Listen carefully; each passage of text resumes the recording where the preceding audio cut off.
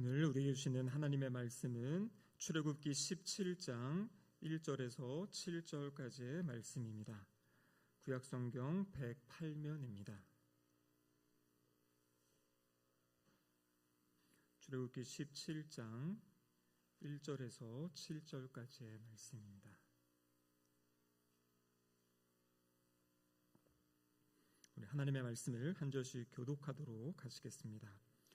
이스라엘 자손의 온 회중이 여호와의 명령대로 신 광야에서 떠나 그 노정대로 행하여 르비딤의 장막을 쳤으나 백성이 마실 물이 없는지라.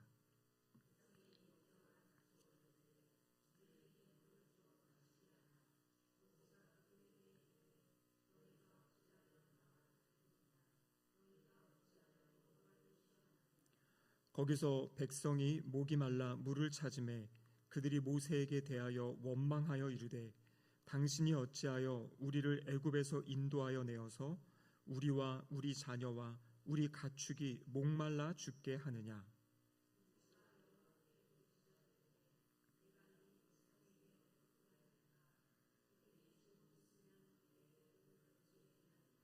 여호와께서 모세에게 이르시되 백성 앞을 지나서 이스라엘 장로들을 데리고 나일강을 치던 내 지팡이를 손에 잡고 가라.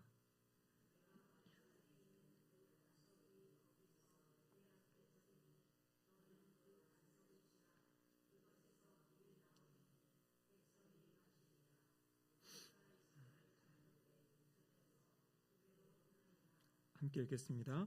그가 그곳 이름을 마사 또는 무리바라 불렀으니 이는 이스라엘 자손이 다투었음이요 또는 그들이 여호와를 시험하여 이르기를 여호와께서 우리 중에 계신가 안 계신가 하였음이더라. 이는 하나님의 말씀입니다. 아멘. 기도하시겠습니다. 사랑하는 하나님 아버지 감사드립니다. 3일 저녁 저희들 주님 앞으로 불러주시고 또 함께 하나님의 말씀을 듣고 나눌 수 있는 은혜의 시간 주심에 감사드립니다. 성령 하나님께서 이 시간 각 심령 가운데 찾아와 주시고 선포되어지는 말씀 가운데 우리에게 들려주시는 하나님의 말씀을 들을 수 있도록 도와주시옵소서. 하나님의 말씀이 우리의 생각을 새롭게 하고 우리의 삶의 방향을 정해주며 어떠한 모습으로 어떻게 살아가야 될지 가르쳐 주시는 귀한 은혜의 말씀 되게 하시고 우리의 마음과 심령에 새 힘을 주시며 또 주님 나라를 위해 헌신하며 살아갈 수 있는 능력을 덧입는 은혜의 시간 되게 하여 주시옵소서. 설교자 입술을 주장하시사 하나님의 말씀을 잘 밝히 설명하게 하시고 선포할 수 있도록 인도하여 주시옵소서. 예수님의 이름으로 기도드립니다. 아멘. 한 주간 잘 지내셨습니까? 장례 일정 가운데 또 이렇게 계속 함께해 주시고 또 동참해 주셔서 감사드립니다. 하나님의 은혜 가운데 장례가 잘 진행되고 있고 내일 이제 마지막 장례와 또 이제 안치하는 그런 과정들이 있는데요. 그 모든 장례의 과정들이 하나님의 은혜 가운데 잘 진행될 수 있도록 기도해 주시기를 부탁드립니다. 오늘 우리가 함께 나눌 주제는요. 오늘 제목이 광야의 시험 이렇게 되어 있습니다. 지금 우리가 가스펠 프로젝트라는 이게 교재가 있습니다. 이 교재를 가지고 창세기부터 계시록까지 구약 6권, 신약 6권, 12권의 책인데 저희가 이제 한 권의 책을 끝냈고 지금 두 번째 책의 한 중간 정도 온 것 같습니다. 그래서 이것을 통해서 창세기부터 계시록까지 성경 전체의 흐름이 어떻게 되는지 또 그 말씀을 통해 그리스도의 복음이 어떻게 연결되어져 가는지 이것을 우리가 지금 함께 살펴보고 있습니다. 오늘은 출애굽기 17장의 말씀인데요. 오늘 이 배경은 광야입니다. 여러분 성경에 나오는 광야는 사막과는 다릅니다. 저는 어릴 때 이 구약에 이야기할 때 사막을 생각해가지고 사막하면 아무것도 없고 아주 땡볕 아래 그 모래사장을 생각했는데요. 여기서 성경에 나오는 광야는 그런 사막은 아닙니다. 광야에는 돌도 조금 있고요. 또 조금씩 자라는 그런 풀들도 있는 어떤 그런 곳이 광야입니다. 하지만 기본적으로 광야는 메마름, 또 부족함, 외로움, 불편함, 기다림 이런 것들이 있는 것이 광야입니다. 그래서 광야의 삶을 걸어간다. 광야를 걸어간다는 것은 이것은 결코 편하지 않고요. 유익하지 않고 만족스럽지 않은 그런 길이 바로 광야의 길입니다. 그리고 광야는요 두려운 장소이기도 하지요. 낮에는 떼약볕, 또 밤에는 이 추위, 그리고 또 짐승들도 있기도 하고요. 그런 것이 바로 광야입니다. 그런데 오늘 성경을 보면요, 하나님께서 애굽에서 구원하신 이스라엘 백성들을 어디로 인도하고 있습니까? 이 광야로 인도하고 있습니다. 하나님 이스라엘 백성들을 어떻게 구원하셨습니까? 장자의 죽음, 그 장자의 죽음 앞에서 어린 양의 피로써 이스라엘 백성들을 구원하셨고요. 또 추격해오는 그 애굽의 군사들, 그를 홍해를 통해서 또 그들을 이제 수장시키시는 그러한 일들을 하나님께서 행하셨습니다. 전적으로 하나님께서 이스라엘 백성들을 구원하시기 위해 행하신 은혜이죠. 근데 오늘 본문을 보면 그 구원하신 그 백성을 하나님이 어디로 이끌어 가시냐면 광야로 이끌어 가십니다. 그래서 출애굽기 17장의 말씀은 우리의 삶도 때로는 이 광야에 선 것 같은, 아니 때로는이 아니라 우리의 삶의 여정 자체가 이 땅에서의 삶은 광야의 여정과 같습니다. 우리 코로나 때 아주 많은 사람들에게 불려졌던 찬양 가운데 이 광야라는 그런 찬양이 있죠. 그래서 왜 나를 깊은 어둠 속에 홀로 두시는지, 그래서 그곳에 이 광야에 있는 우리의 그 고백들을 했던 그런 찬양도 있습니다. 그래서 바로 우리의 삶의 자리이고 삶의 모습입니다. 오늘 출애굽기 17장에 보면요, 1절에 신광야를 떠나서 르비딤에 이르렀다 이렇게 되어 있습니다. 이 르비딤이 어디냐면 신의 산 근처에 있는 그런 지역입니다. 그러니까 바로 오늘 본문에 보면 호렙산이 나오는데요, 그 호렙산이 바로 신의 산의 다른 이름입니다. 그래서 애굽에서 나와서 이스라엘 백성들이 신의 산에 한 1년 정도 거주하다가 이제 가나안 땅으로 가는데요, 그 신의 산에 이제 거의 다다른 이제 그러한 장면이 오늘 본문의 내용입니다. 여러분, 이들은 하나님의 말씀을 따라 걸어온 것이죠. 근데 그들이 만난 곳은 광야입니다. 우리의 삶의 자리도 마찬가지예요.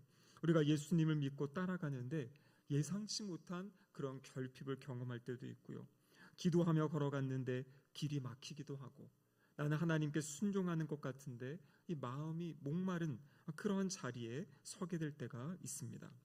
그러한 상황 가운데 우리가 어떠한 모습으로 살아가야 될지, 이 잘못된 반응을 보였던 이스라엘 백성들을 반면교사 삼아서 그럼 우리는 어떠한 마음으로 이 광야의 길을 걸어가야 될지 오늘 말씀을 통해 함께 살펴보도록 하겠습니다. 신학적 주제를 같이 한번 읽어보겠는데요. 신학적 주제 같이 한번 읽어보겠습니다. 하나님의 선하심은 자기 백성을 향한 지속적인 은혜를 통해 표현됩니다. 하나님의 선하심은 지속적인 은혜를 통해 표현된다. 이것이 오늘 신학적 주제입니다. 첫 번째 대지는 같이 한번 읽어보겠습니다.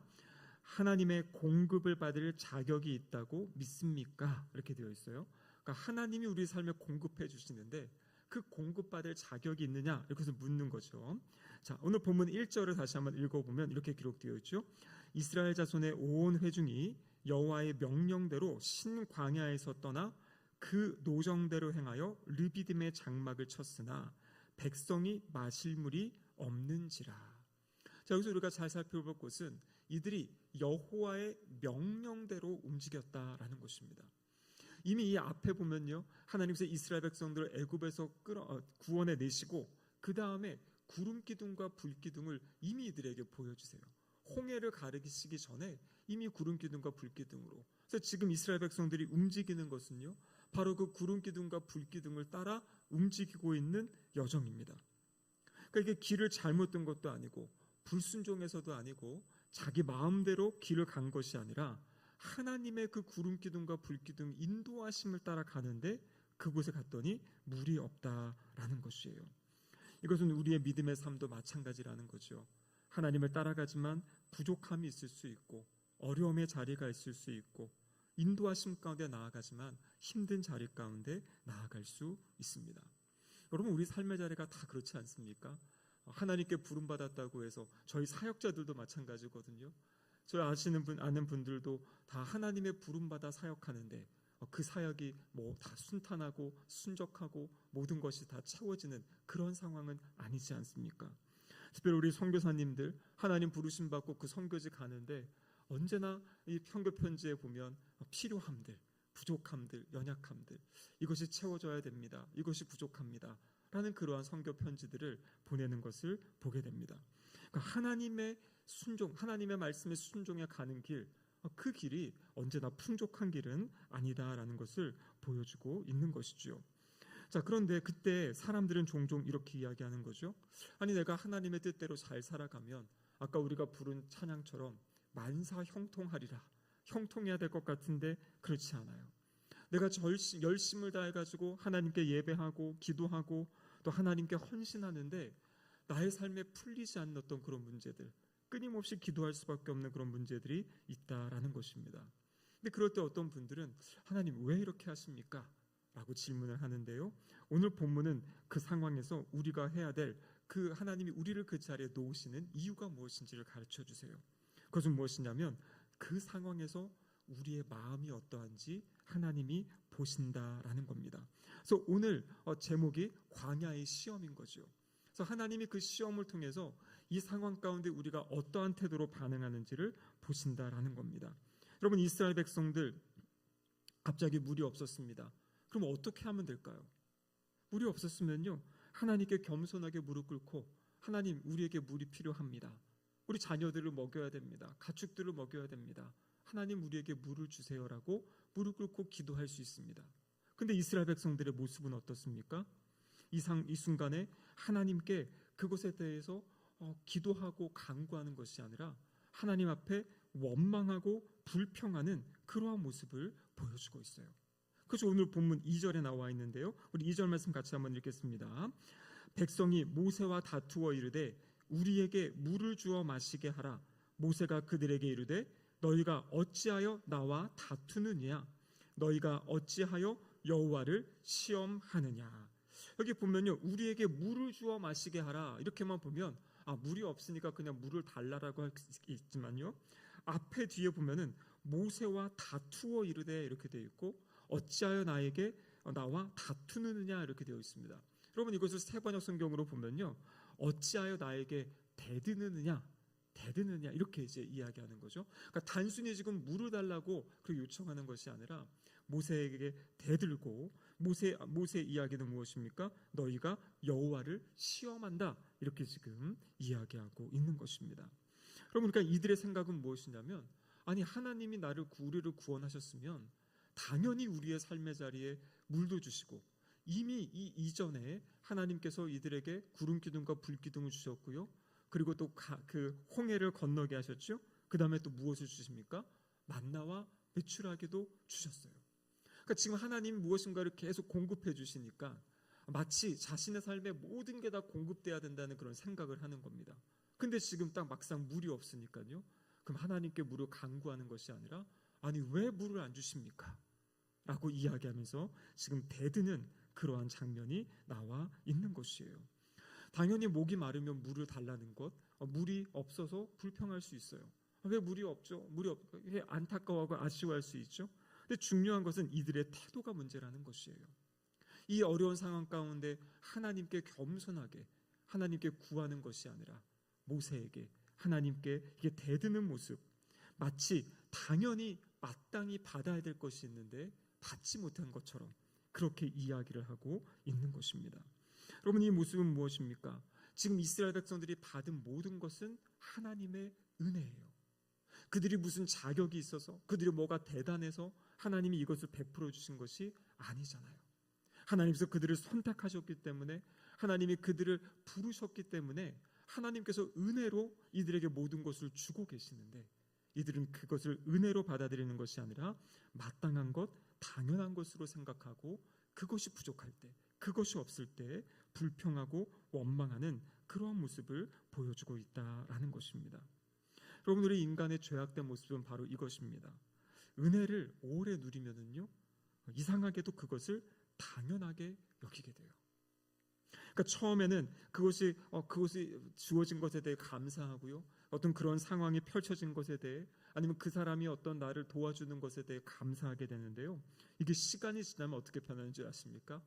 마땅한 권리처럼 생각하는 거예요. 아니, 당연히 나이가 그거 누려야 되는데 왜 갑자기 그걸 누리지 못하게 해? 그러면서 오히려 그것에 대해 불평하고 그렇게 나아가는 거죠. 처음에는 감격했던 것들이요, 시간이 지나면 그냥 익숙해집니다. 당연히 그래야지. 그래서 처음에는 그 사람의 수고와 헌신에 대해서 우리가 감사합니다, 고맙습니다라고 이야기를 하는데 나중에 가다 보면요, 수고와 헌신은 당연한 것이 되고요, 오히려 그것이 조금 부족하다 싶으면은 왜 그렇게 하지 않냐고 그렇게 또 책망하는, 또 질책하는 그러한 모습을 우리가 나타낸다라는 것입니다. 그래서 우리는 말씀 앞에 설 때마다 언제나 기억해야 되는 것이죠. 우리가 누리고 있는 것, 우리가 지금 주님 앞에서 받은 것이 이것이 당연한 것이 아니다. 이것이 바로 하나님이 우리에게 은혜로 주신 것이다 라는 것을 기억할 수 있어야 됩니다. 이스라엘 백성들이 하나님의 그 많은 것을 받았을 때 그것에 감사하였지만요, 그것을 금방 잊어버리고 이렇게 불평하고 원망하는 이 모습이 우리의 모습이 될 수 있다라는 것입니다. 그리고 우리가 신앙생활하는 것도 마찬가지입니다. 예배 드릴 수 있는 것, 하나님의 내가 말씀을 들을 수 있고 말씀을 배울 수 있고 또 교회에 나와서 마음껏 기도할 수 있고, 그럼 그것이 바로 하나님이 주신 은혜의 자리예요.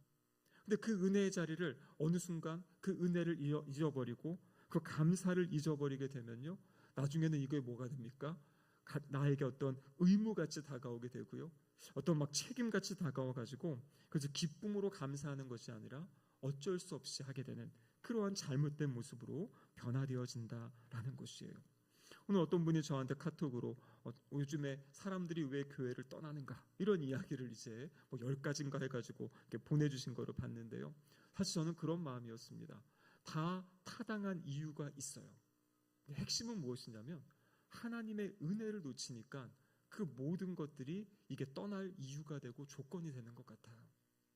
과거에는 기쁨으로 감사함으로 하나님을 섬겼는데 하나님에 대한 은혜가 사라지고 나니까 그게 아까 얘기처럼 의무가 되고 부담이 되고, 그러니까 점점 나가기 싫어지고, 사람들과의 관계 가운데 좋은 그런 관계가 있었는데 한두 가지 뭐가 틀어지고 서운한 마음, 섭섭한 마음이 들고 나니까 그것이 이제 사람들과 함께하고 싶지 않은 마음, 사람 때문에 상처받았다 하고 또 교회를 떠난다 그러고, 그래서 다양한 이유들이 있는데 핵심은 무엇이냐면 지금까지 주신 하나님의 은혜를 잊어버렸기 때문이에요.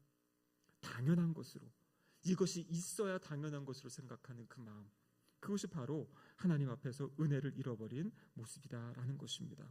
그래서 하나님은 여러분 우리의 삶을 공급해 주십니다. 우리의 삶을 돌보아 주세요. 근데 중요한 것은 그것이 우리의 어떤 자격도 아니고 권리가 아니라는 것이에요. 전적인 하나님의 은혜이고 하나님의 선물이다라는 것입니다. 자, 그렇다면 우리는 이 광야의 삶을 어떻게 살아야겠습니까? 첫 번째로는요, 우리의 필요가 있을 때, 부족함이 있고 연약함이 있을 때 정직하게 하나님께 아뢰야 되지요. 하나님께 간구하는 겁니다. 원망하고 불평하는 것이 아니라 하나님, 저의 상황이 이렇습니다. 하나님, 이렇게 어렵습니다. 이것이 필요합니다. 하나님, 저에게 공급해 주십시오라고 그렇게 정직하게 하나님 앞에 겸손하게 기도하는 것이에요. 그리고 또 한 가지는 무엇입니까? 받은 은혜를 기억해야 됩니다. 기억하고 하나님의 그 은혜 주신 하나님께서 나의 삶에 계속 그것들을 공급해 줄 것이라는 그 믿음을 가져야 되고요. 마지막으로 중요한 것은 감사를 훈련해야 됩니다. 당연한 것이 아니라, 그렇죠? 자격이 아니라, 권리가 아니라 하나님이 은혜를 주셨습니다라는 그 감사의 고백을 할 때, 그때 우리는 하나님의 공급하심을 올바르게 누리며 살아갈 줄로 믿습니다. 자, 그리고 두 번째 대지를 보시면은요, 이제 하나님의 선하심을 믿습니까? 라고 되어 있는데요, 3절 말씀 같이 한번 읽어보겠습니다. 3절입니다. 거기서 백성이 목이 말라 물을 찾음에 그들이 모세에게 대하여 원망하여 이르되 당신이 어찌하여 우리를 애굽에서 인도해 내어서 우리와 우리 자녀와 우리 가축이 목말라 죽게 하느냐. 여러분 여기 잘 보시면은요, 이것은 단순한 불평이 아니라요, 이제는 의심을 하고 있는 것이에요. 아니, 하나님이 우리를 이렇게 구원해내신 이유가 뭐냐? 오늘 마지막에 뭐라고 이야기합니까? 목말라 죽게 하느냐. 애굽에서 우리를 인도해내서 우리와 우리 자녀와 가축을 지금 죽게 하려는 거냐라고 이야기하는 것이에요. 그러니까 하나님의 선하심, 하나님이 이스라엘 백성들을 사랑하셔서 그들을 구원해내시고 약속의 땅으로 인도해 가시는 그 과정 가운데 계시는데, 이 사람들의 마음에는요, 하나님에 대한 의심을 갖고 있는 것이에요. 그래서 이 광야에서 제일 조심해야 될 것이 무엇이냐면 어려움 속에서 이 하나님의 성품을 오해하는 것, 하나님을 의심하는 것이에요. 그래서 오늘 본문의 이야기의 핵심은 무엇입니까? 하나님은 지금 이들을 살리는 과정인데 노예 사이를 종살이하던 사람들을 이제는 구원해내서 하나님을 섬기고 예배하고 자유롭게 살아가도록 이들을 이끌고 계시는데, 이 사람들의 마음에는 하나님이 우리를 죽이려고 데리고 왔나, 우리를 죽이려고 하는가, 그러한 지금 이야기를 하고 있는 것입니다. 이것은 하나님에 대한 심각한 왜곡이지요. 하나님은 이들을 살리시고 이들을 교육하시고 훈련시키시고 양육하셔서 하나님의 백성다운 사람들로 이제 준비시키시는 그런 과정이고 여정인데, 하나님이 우리를 죽이시려는가, 하나님이 우리를 죽이신다라는 그러한 잘못된 마음을 이 백성들이 지금 가지고 있는 것입니다. 결국에는 그 하나님, 선하신 하나님, 우리가 계속 시편의 말씀에서도 그 선하심, 인자하심, 하나님의 성품을 계속 우리가 보고 또 하나님의 성품을 우리가 고백했는데요, 이 선하신 하나님을 지금 의심하면서 우리를 죽이려는 하나님으로 잘못 생각하고 있다라는 것이죠. 여러분, 그런데 우리가 하나님의 선하심을 믿는 가장 확실한 근거가 있습니다. 그것이 바로 예수 그리스도의 십자가입니다. 우리 로마서 8장 32절 말씀인데요, 같이 한번 읽어보겠습니다. 자기 아들을 아끼지 아니하시고 우리 모든 사람을 위하여 내주시니가 어찌 그 아들과 함께 모든 것을 우리에게 주시지 아니하겠느냐. 여러분, 그렇습니다. 하나님의 선하심이 온전하게 나타나고 드러난 것이 어디입니까? 바로 그리스도의 십자가입니다. 자기 아들을 아끼지 아니하시고 우리 모든 사람을 위해 내주신 분, 그럼 그분이 누구십니까? 바로 우리 하나님이세요. 하나님께서 예수 그리스도를 십자가 위에 내어 주셨습니다. 그러면서 오늘 본문이 이야기하죠. 어찌 그 아들과 함께 모든 것을 우리에게 주시지 아니하겠느냐. 여러분, 하나님은 좋으신 하나님이십니다. 하나님은 선하신 하나님이세요. 그럼 그 증거가 어디 있습니까? 그 증거는 바로 십자가에 있습니다. 우리가 상황을 보고 판단하려면요, 상황은 계속 흔들려요. 우리의 어떤 상황이 변하기도 하고요, 나의 어떤 마음이 변하기도 하고 나의 육체가 변하기도 합니다.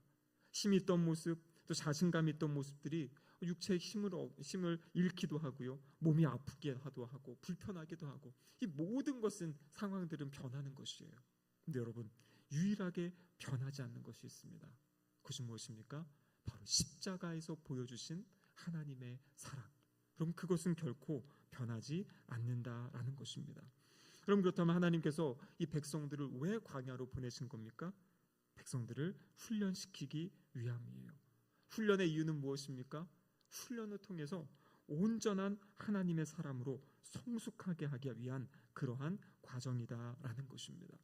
여러분, 광야의 삶이 어떤 것이에요? 아까 말씀드린 대로 불편합니다, 아픕니다, 그리고 낯설음도 있고요. 근데 또 동시에 계속 반복되어져 가는 똑같은 그런 일상의 반복이 바로 광야예요. 근데 하나님께서는 이 과정을 통해서 무엇을 하시냐면요, 이 사람들의 마음 가운데 있는 불신, 이 마음 가운데 있는 교만함, 그리고 자기중심성, 이런 것들을 하나하나 내려놓게 하시고 그것들을 깨뜨리시는 거예요. 그래서 결국에 하나님만을 의지하도록, 하나님만을 바라보도록 하는 그곳이 바로 광야인 줄로 믿습니다. 히브리서 12장에 보면요, 하나님께서는 사랑하시는 자를 징계하신다, 그리고 그들을 훈련시키신다 말씀하고 계세요. 그래서 우리가 우리 삶의 여정 가운데 어려움을 만나고 어려움을 경험할 때 우리가 꼭 붙잡아야 될 것은 무엇이냐면, 하나님이 나를 미워해서, 나를 싫어해서 나를 내버려 두시는 것이 아니라 하나님이 나를 사랑하신다. 이 상황 가운데서도 하나님은 신실하시고 하나님은 선하시다. 선하신 하나님께서 이 상황을 나에게 허락하셨다면 이 상황을 통해 하시려는 하나님의 일이 있다라는 것을 믿는 믿음으로 살아가는 것. 그래서 환경에 따라 하나님에 대한 믿음이 바뀌는 것이 아니라요, 그 환경은 끊임없이 변하더라도 십자가에서 아들을 내어주신 그 하나님의 사랑, 그 하나님의 선하심, 그것을 믿는 믿음으로 하나님이 허락하신 이 훈련의 과정, 이 믿음의 훈련의 과정들을 잘 밟아가야 될 줄로 믿습니다. 우리 마지막 세 번째는요, 하나님의 임재를 믿습니까? 라는 그런 질문인데요, 17절 말씀 같이 한번 읽어보겠습니다. 그가 그곳 이름을 마사 또는 무리바라 불렀으니 이는 이스라엘 자손이 다투었음이요, 또는 그들이 여호와를 시험하여 이르기를 여호와께서 우리 중에 계신가 안 계신가 하였음이더라. 여러분 여기 보면요, 지금 질문을 하는 거죠. 이 질문이 무엇입니까?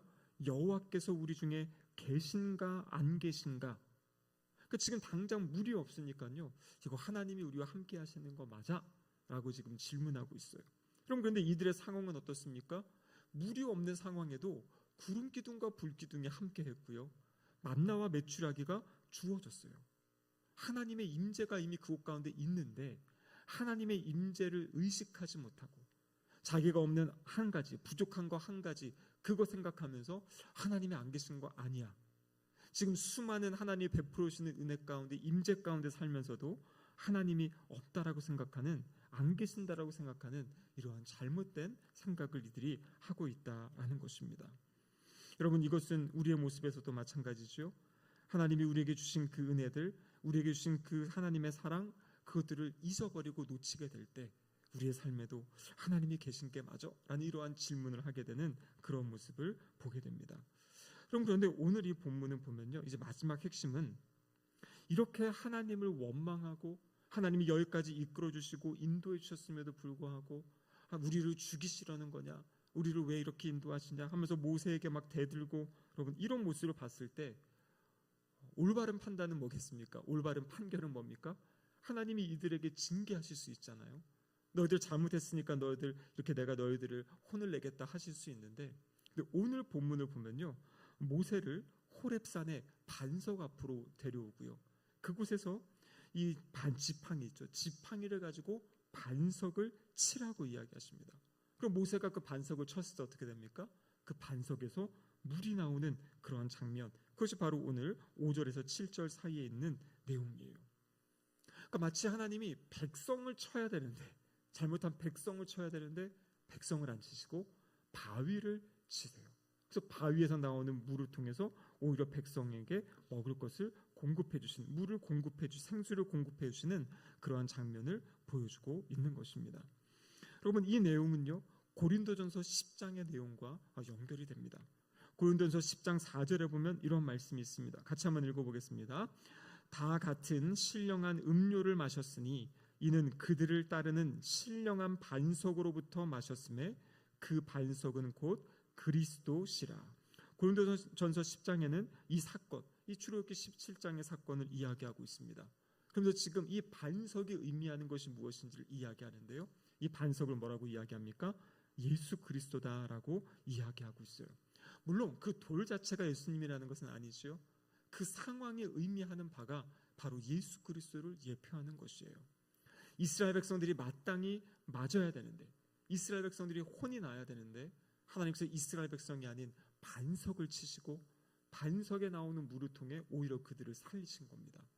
그럼 그 반석을 예수 그리스도로 생각해 보십시오. 죄 때문에, 하나님을 향한 반역 때문에 우리가 심판받고 우리가 죽어야 되는데 하나님께서 우리가 아닌 예수 그리스도를 십자가에 매다심으로 예수님의 그 보혈의 피, 그 피를 통해서 우리를 살리셨잖아요. 출애굽기 17장에 반석을 쳤을 때 물이 나온 것처럼 예수님께서 채찍에 맞으셔서 피를 흘리시고요, 또 십자가 위에서 창에 찔리셔가지고 물과 피를 쏟아주셨어요. 바로 그 보혈이 우리를 살리는 생수가, 생명수가 되었다라는 것을 성경은 우리에게 이야기하고 계십니다. 여러분, 그렇습니다. 그래서 이 장면에서도 하나님이 우리와 함께 하시며 우리를 얼마나 사랑하시는지를 보여주고 계신 거예요. 마땅히 우리가 맞아야 되고 마땅히 우리가 죽어야 됨에도 불구하고 예수 그리스도께서 그 모든 것을 담당하게 하시고 우리는 예수님 안에 있는 모든 좋은 것, 그것을 우리에게 다 주신, 우리의 모든 죄의 짐은 가져가시고 주님 안에 있는 그 아름다운 것들을 우리에게 주신 사건이 바로 십자가의 사건이다라는 것이죠. 그래서 이사야서 53장 6절에는 이것을 이렇게 잘 요약해주고 있죠. 같이 한번 읽겠습니다. 우리는 다 양 같아서 그릇 행하여 각기 제 길로 갔거늘 여호와께서는 우리 모두의 죄악을 그에게 담당시키셨도다. 아멘. 여러분, 요즘에 우리가 새벽마다 고린도전서의 말씀을 보고 있죠. 고린도전서 1장의 핵심이 무엇입니까? 사도 바울이 선포합니다. 나는 십자가에 못 박힌 그리스도를 전할 것이다. 세상 사람들이 다양한 지혜와 철학과 이런 것을 가지고 현란한 이야기를 하는데 나는 그것들을 다 내려놓고 오직 십자가에 못 박히신 그리스도를 전한다. 왜냐하면 예수 그리스도가 하나님의 능력이고 하나님의 지혜이기 때문입니다. 여러분, 그렇습니다. 우리가 하나님이 우리를 공급하시는가? 우리를 당연히 공급하십니다. 근데 우리가 가져야 될 자세는 무엇이냐면 그것이 당연한 것이 아니라 하나님이 은혜를 주시는 선물임을 기억하며 날마다 하나님께 감사하면서 그 공급하심을 받아야 됩니다. 시험 가운데 있어도 하나님은 선하십니다. 하나님의 선하심이 어디에 나타나 있는 것입니까?